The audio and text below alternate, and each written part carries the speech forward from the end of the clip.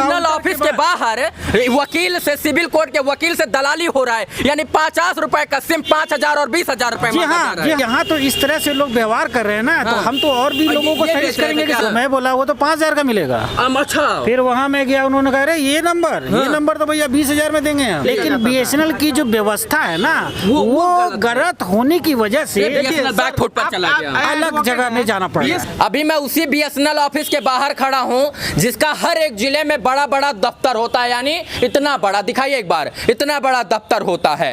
और सबसे बड़ी बात यह कि बीएसएनएल आज नंबर 1 बन चुका है और बीएसएनएल इंडिया ने अपने ट्विटर अकाउंट पर शेयर किया फोटो और उसको सेलिब्रेट भी किया है। मैं उसी बीएसएनएल दफ्तर के बाहर खड़ा हूं जिसकी सिम दिसंबर महीने में इंडिया के लोगों ने 11 लाख लोगों ने खरीदी और 11 लाख नए कस्टमर बीएसएनएल ने जोड़ा। फिर भी बीएसएनएल की स्थिति वैसे दयनीय ही रहती है।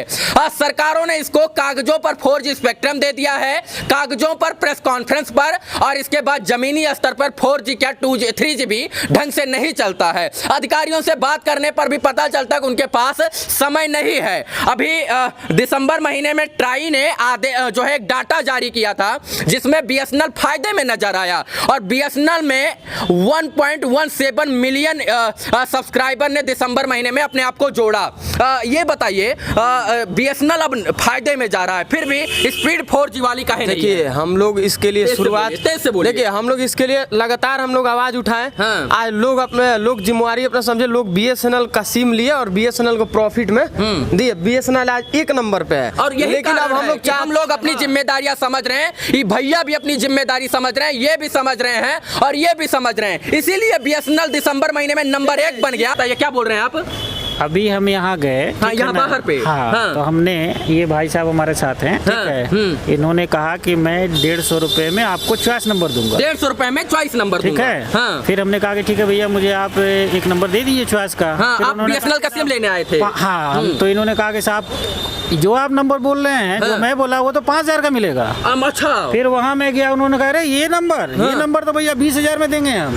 तो इस तरह ब्रोकर लग गए, दलाल। इस तरह का तो यहाँ है, उनसे भी आप बात करिए, मैं वहाँ भी आ रहा हूँ। अच्छा सर, क्या लगता है दलालों ने ही बीएसएनएल को बर्बाद कर रहे हैं? बिल्कुल। अरे हम यही सिविल कोर्ट में एडवोकेट हैं और हम आए सिम लेने के लिए, गाड़ी अपनी खड़ा किया, गाड़ी हमने बात किया, तो अजीब तरह की बात हुई। तो आप बताइए, इस तरह से एक बीएसएनएल ऑफिस के बाहर वकील से, सिविल कोर्ट के वकील से दलाली हो रहा है, यानी 50 रुपए का सिम 5000 और 20,000 रुपए। जी हाँ, बिल्कुल। हम आए और इधर आइए, ना सबसे बड़ा खुशी का बात ये है जहाँ लोग और हमारे लड़के हैं, ठीक है, और हम लोग यहाँ आए, गाड़ी लगाया, मुझे एक सिम लेनी थी। मैंने कहा भैया एक सिम देना जरा। तब वो आदमी कह रहा है कि कितने वाला सिम चाहिए। हमने कहा यार हम तो हर जगह देखा है 100 रुपए में मिल रहा है। तो बोला नहीं, यहाँ तो आपको चाहिए कितने वाला। हमने बोला अजीब हालत है साहब। अच्छा, आप बीएसएनएल को जो है नंबर 1 बनाना चाहते हैं। बीएसएनएल का स्पीड 3G से ज्यादा 2G से नहीं आता, लेकिन फिर भी आप भारतीय होकर अपने दायित्वों का निर्वहन कर रहे हैं कि बीएसएनएल नंबर 1 बन जाए। क्यों?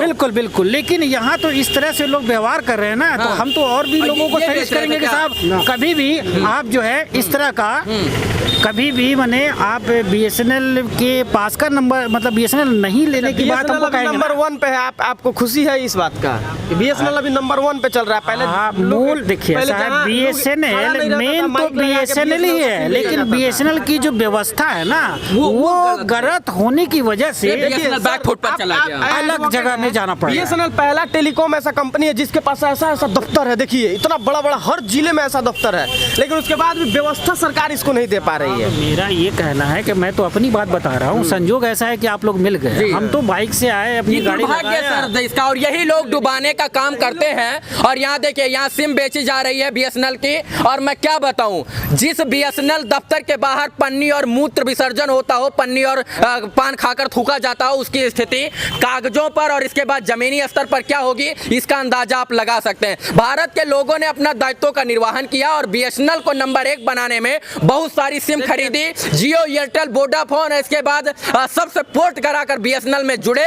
लेकिन जब बीएसएनएल को बर्बाद करने में सरकार और उनके अधिकारी ही लगे हैं, उनके कर्मचारी ही लगे हैं, तो बीएसएनएल को आखिर कौन बचा पाएगा? इस बीएसएनएल का जो है ये गेट है और गेट के बगल बाउंड्री वॉल है और यहाँ आज भी 3G सेवा देने का गारंटी दिया जाता है और उसी गेट के जो है बाउंड्री वॉल के बाहर यहाँ पर कूड़ा फेंका जाता है। अब बताइए, जब बीएसएनएल ऑफिस का बाउंड्री और ऑफिस ही बीमार है तो बीएसएनएल कैसे सही हो सकता है? सरकारों ने प्रेस कॉन्फ्रेंस पर और समाचार पत्रों में बीएसएनएल को 4G दे दिया है, लेकिन बीएसएनएल का 4G चलता कहाँ है? वो तो लोग अपनी जिम्मेदारियों को समझ रहे हैं, लोग अपने आप को समझ रहे हैं और बीएसएनएल को नंबर 1 बनाना चाहते हैं, इसलिए लगातार बीएसएनएल में लोग सिम पोर्ट करवा रहे हैं। लेकिन सरकारें अपना जिम्मेदारी कब समझेंगी, अपने दायित्वों का निर्वहन कब करेंगी, यही सबसे बड़ा सवाल है। देखिए, ये इस्टेब्लिश हुआ था 2001 में, ठीक है, और मुझे पता है 2001 में ये बोर्ड लगा था, तब से ही बोर्ड भी नहीं चेंज हुआ होगा,